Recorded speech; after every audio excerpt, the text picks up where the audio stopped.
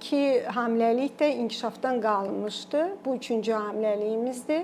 Nədən başlayırıq? Kəllə daxili strukturdan, kəllədən, kəllə sümüklərindən ki, bəzən anencefaliya rast gələ bilər hamiləlikdə. Yəni sümüklərin olmaması, o kafatası deyirlər də türklərdə. Yarım kürələrin olmaması. Nəyə görməliyəm? İlk trimestrdə orta beyni, 4-cü ventrikulu, sisternanı, yarım kürələri, üst strukturuna baxılmalıdır, profilə baxılmalıdır, çənəyə baxılmalıdır, dodaq yarğı zad, amma onu da biraz gec, 16 həftədə zadda daha uyğundur görmək. Ürək qusurların inkarı mümkündür bu srokda.